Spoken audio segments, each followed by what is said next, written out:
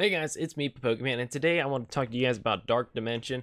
So this was a new mode that came out early-ish this month, last month, and I don't know, it's kind of been out for a while. I have not really touched it at all. As you can see in the top right here, I dealt a little over 100,000 damage to this node, and then I haven't touched it again because of how ridiculously hard it is.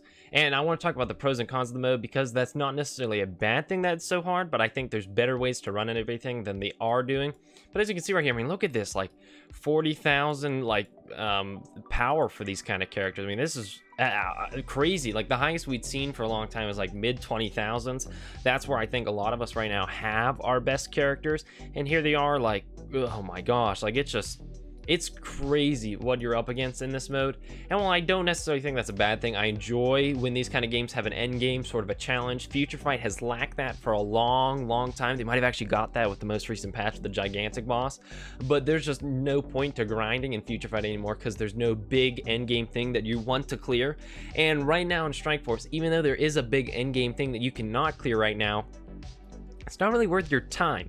What I do enjoy about Dark Dimension is the fact that you can run the mode again and again.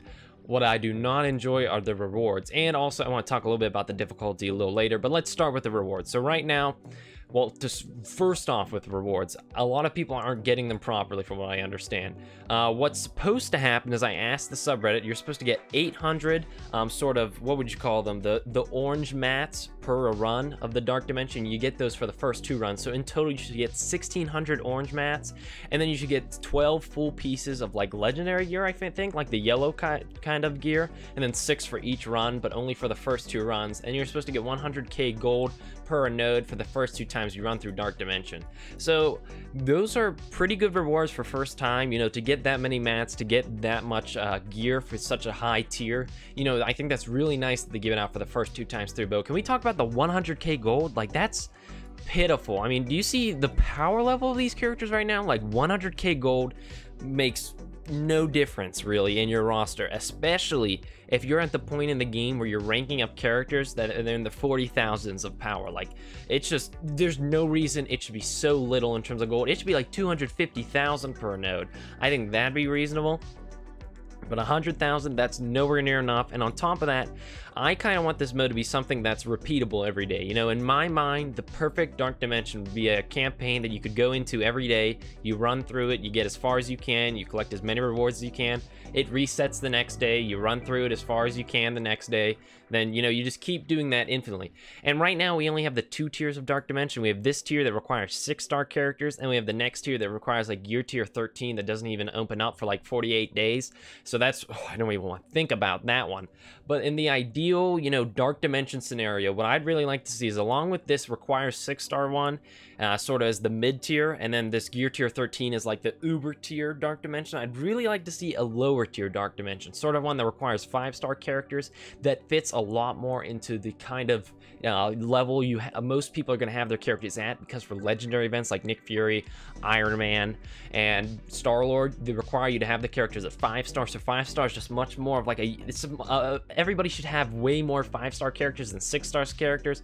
Once you get up from 5-star to 6-star, it really becomes like you like the character, so you're investing more into them. You know, I have like 7 or 8 characters maybe at 6-star, so it's just not a lot of people have characters up this high yet. And again, that's not a bad thing for them to have parts of the game that you can't get to until endgame, but then the rewards need to be worth it. All right, to do a 6-star character and Gear Tier 13 characters, like, you should be getting rewards just more than the first 2 times you run through the campaigns. So I'd like them to add sort of an easier section of this that's just hard, requires 5-star characters, sort of built with level 60 characters in mind. And of course you can decrease the rewards. You know, for that one, I think 100k gold per node permanently would be completely reasonable. And then what I'd like them to sort of do is to revamp the Dark Dimension node. So mode is, so after you get those beginning rewards, so you get the mats and you get the gear, you know, no more mats and gear, you only get those for like the first 2 times through. Keep the gold, you should always get those when you're running Dark Dimension. There's no reason why they can't afford to give us, you know, 250,000 more gold per day, because if you're at the point where you can clear these kind of things in one day, then you deserve that much more gold every day. But then I'd like to see them give sort of Dark Dimension credits, similar to how they do Arena or Blitz. If we go over here, by participating in Arena and Blitz, you can get these Blitz credits, which can then be put towards getting characters or character orbs. And I'd really like to see them introduce Dark Dimension credits, and then you could get, you know, credit drops every time you run through the campaign nodes. And then so that's what you're working up to. They'd have a Dark Dimension shop with new characters in there. You know, it's very great for Fox Next because there's a lot of characters. They always need to find a place in the game for them to be farmable. You know, some of the much harder characters we've had to farm, like Thanos or Deadpool, that used to be exclusive to the raids, they're going to be moving to other parts of the game soon, presumably, because now they're in premium orbs and that kind of stuff now that used to be exclusive to the raids. You know, for some of those more exclusive characters, those more endgame characters, the very desirable characters, you could put them into Dark Dimension, and that would encourage people to run through Dark Dimensions. That could slowly build up the characters, and you could keep it like this, where it's like 500 credits to purchase one of the characters, 5 of the character shards, and you could put like 250 credits. Well, so for the bottom tier of Dark Dimension, you'd get like 100 credits per a node completed, or 50 or something like that. You know, you could do like 100 the first time through, and then like 50 for the rest of the times through, because you wouldn't want to, I mean, what, because at some point in time, you know, everybody's gonna be able to go through this campaign, like continue, like do all 3 of these campaigns every day very easily, like 3 years down the line. You wouldn't want too many of these Dark Dimension credits going all over the place. But if you had like 100 Dark Dimension credits per node completed for the first time through the easiest level of Dark Dimension, then 50 from there on out, and then you had the medium one that starts out with like 250 every time you complete it for the first time through, then it lowers down to like 200 every time you complete one of those nodes, and then I don't even want to think about the hardest level of Dark Dimension. But I think that's an easy way to add replayability to Dark Dimension. Keep the gold in there from here on out, and then add in Dark Dimension credits. That way you can purchase characters in a Dark Dimension token shop, because right now for Dark Dimension there's absolutely no reason to run it after the first 2 times through, and I think that's a pity, because there is a massive amount of potential in this mode, and I really enjoy the whole idea of taking a roster and pushing them as hard, like as high as you can.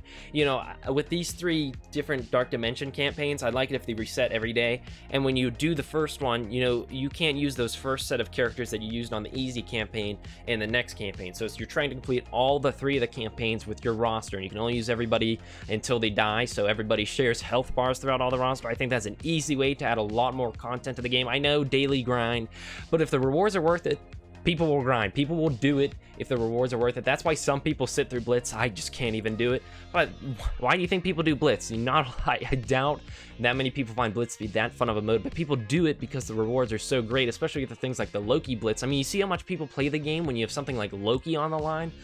I just think right now at Dark Dimensions, it's very short-sighted how they have it designed, and I'd like to see them build it in a way that encourages you to continue playing it as we get further along in the game.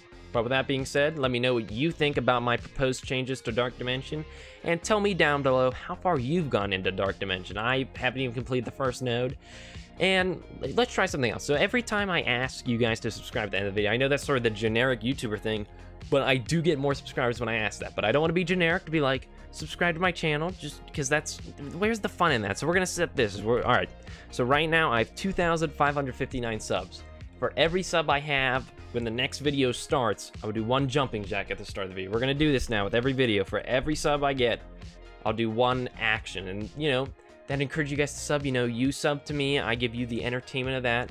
You know, if you guys give me 5,000 subs tonight, I can do 5,000 jumping jacks. If you guys manage to obtain that many subs for me in one night, then I am more than willing to do that many jumping jacks. So make sure you subscribe so you can see me do jumping jacks, guys. But with that being said, I'll see you guys later. Signing off, guys.